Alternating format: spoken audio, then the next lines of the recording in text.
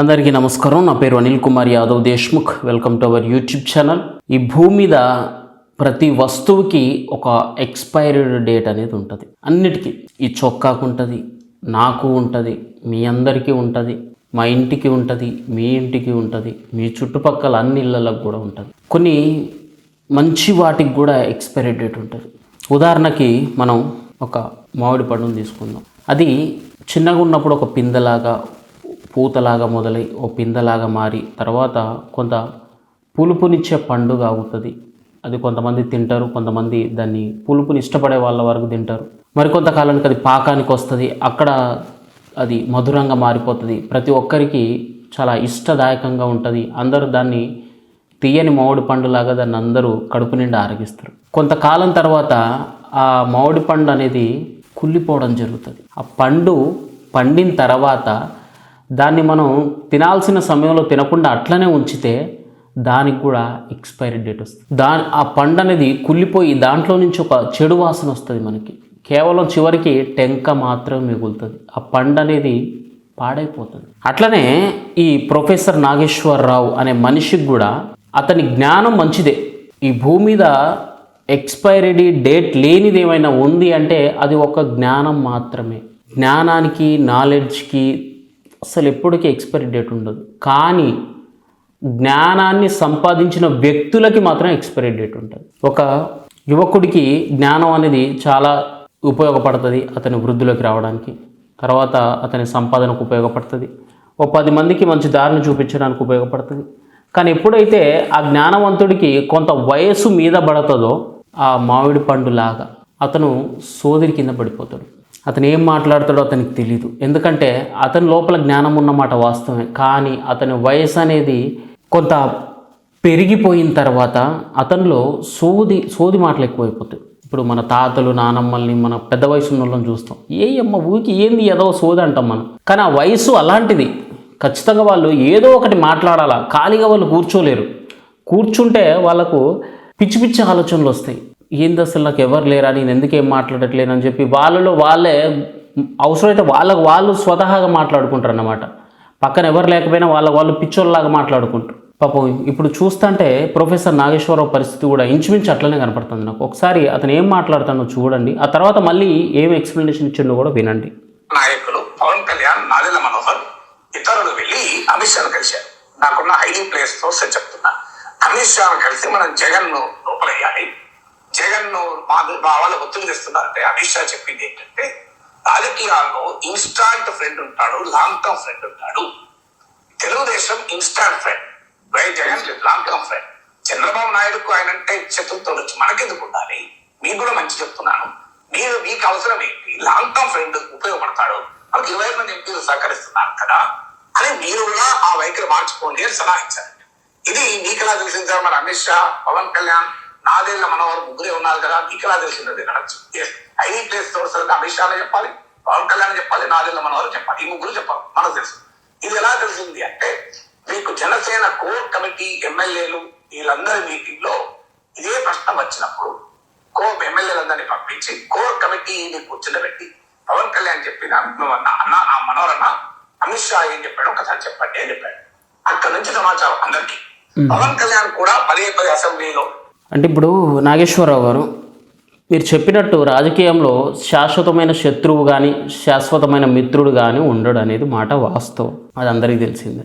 మరి ఆ శాశ్వతమైన శత్రుత్వం కానీ మిత్రుత్వం కానీ చంద్రబాబు నాయుడు గారితో కూడా బీజేపీకి ఉండదు కదా. ఇప్పుడు కంప్లీట్ మెజారిటీ వచ్చేసింది. 151 సీట్లు వచ్చిన జగన్ని 2019 నుంచి 2024 దాకా ప్రధానమంత్రి మోడీ గారు లేకపోతే అమిత్ షా గారు వైఎస్ జగన్కి వాళ్ళు సహకరించినప్పుడు కూటమిలో భాగంగా 164 సీట్లు కొట్టిన సిబిఎన్ని ఎందుకు నమ్మకుంటుంటాడు మోడీ? టీడీపీ అనేది నమ్మదగ్గ పార్టీ కాదు, వైసీపీ మాత్రమే నమ్మదగింది. అట్లనే వైఎస్ జగన్ మాత్రమే నమ్మకస్తుడు. చంద్రబాబు నాయుడు ఇన్స్టెంట్ ఫ్రెండ్, మనకి లాంగ్ టర్మ్ ఫ్రెండ్ మాత్రం వైఎస్ జగన్ అని చెప్పి మాట్లాడిండంటాను. నిజంగా నువ్వు సోదరి కింద పడిపోయినవరా ముసలాడా. I'm sorry to say this. నేను చూస్తుంటే మా తాత పోయే ముందు ఆయన చేసిన చర్యలు, మా నానమ్మ పోయే ముందు ఆవిడ తీరు చూసింది చాలా క్లియర్ కట్గా కనిపిస్తాను.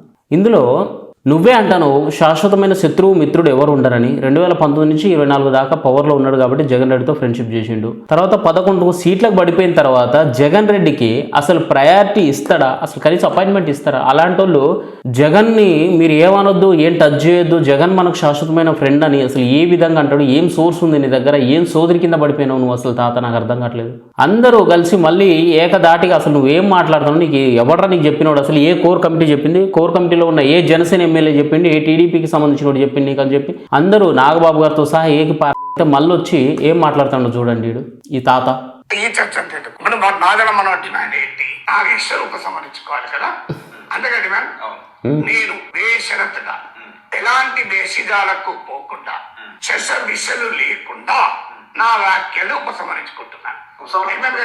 ఇప్పుడు ఎవరో చెప్తున్నా కదా, నేను ఈ వ్యాఖ్యలు పూర్తిగా ఉపసంహరించుకుంటున్నాను. ఫర్గెట్ వాట్ ఎవర్ ఐ విన్నాను. నాకెవరో రాంగ్ ఇన్ఫర్మేషన్ ఇస్తే నేను చెప్పాను, నేను వెరిఫై కొద్దిగా చేసుకోవాల్సి ఉండే అని అనుకొని నాదెళ్ల మనోహర్ పైన గౌరవంతో ఆయన సభాపతిగా ఉన్నప్పుడు నేను ఎమ్మెల్సీ ఈ చర్చ డైవర్ట్ కావద్దు కనుక నేను ఉపసంహరించుకుంటున్నాను. ఇప్పుడు డిబేట్ వదిలేదు. అసలు ఏదో అంటూ చూసినావా, అడుసు దొక్కడం దేనికి, కాలు గడుక్కోవడం దేనికి అని చెప్పి. అంటే నేను నాగేశ్వరరావు గారిని కూడా తప్పు పట్టట్లేను. అతని మేధస్సు మంచిదే, అతని ఆలోచన ధోరణి మంచిదే. అతను గతంలో ఎమ్మెల్యేగా పనిచేశానంటున్నాడు, ఎమ్మెల్సీగా పనిచేశానంటున్నాడు. తర్వాత అతను ఒక మంచి అనలిస్ట్ కూడా. బట్ చెప్పిన కదా, దేనికైనా ఒక ఎక్స్పైరీ డేట్ ఉంటుంది. వయస్సు రీత్యా ఆయన ఒక మనిషిగా ఆయనకున్న నాలెడ్జ్ని పక్కదారి పట్టించే పని ఆయన చేస్తున్నాడు. అది అతను తప్పు కాదు, అతనిలో కలిగిన మార్పులు, అతని వయసు రీత్యా వచ్చిన మార్పులు, దాన్ని నేను తప్పు పట్టను. సో నేను చూసే వాళ్ళకి దాన్ని పబ్లిసిటీ చేసి చెప్తున్నా.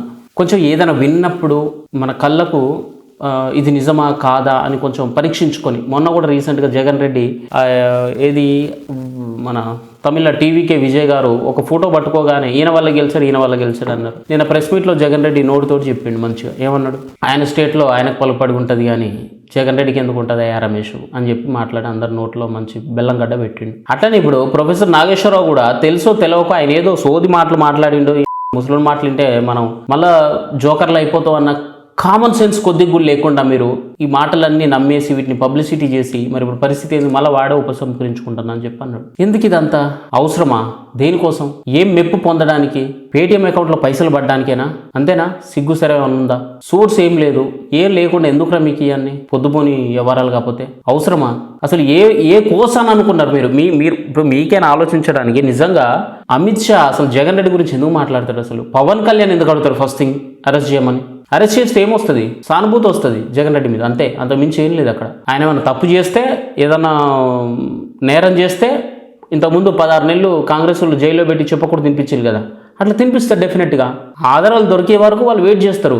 అంతేగాని మోడీ మా చేతిలో ఉన్నాడు కదా, మేం కూటమిలో ఉన్నాం కదా, అమిత్ షా మా మాట వింటాడు కదా అని చెప్పి చట్టాన్ని ఎవరు చేతిలోకి తీసుకున్నా కానీ జనాలు యాక్సెప్ట్ చేయరు. అర్థమవుతుందా? జనాలంత పిచ్చోళ్ళు కాదు. ఆధారం లేకుండా జగన్ రెడ్డిని అరెస్ట్ చేస్తే నేనే యాక్సెప్ట్ చేయను. ఎవరి దాకా ఎందుకు? నేనే యాక్సెప్ట్ చేయను. వైసీపీ వాళ్ళని పక్కన పెడితే పక్క ప్రూఫ్లు తీసుకునే అరెస్ట్ చేయాలా, లేదంటే మన అభివృద్ధి ఏందో మనం చూపెట్టుకోవాలి అంతే. అంతేగాని ఇట్లా రివెంజ్ పాలిటిక్స్ అస్సలు చేయకూడదు. గుర్తుపెట్టుకోండి. పవన్ కళ్యాణ్ నాదెళ్ల మనోహర్ కూడా వాళ్ళు అసలు అమిత్ షాని కలిసి వీళ్ళని అరెస్ట్ చేయమని చెప్పాలన్నా వాళ్ళకేం అవసరం? అసలు వాళ్ళు అడగడం, అమిత్ షా వద్దని చెప్పడం, ఇతను లాంగ్ టర్మ్ ఫ్రెండ్ మనకి, ఇతను మాత్రం షార్ట్ టర్మ్ ఫ్రెండ్ మనకి, సిబిఎన్ని నమ్మొద్దు.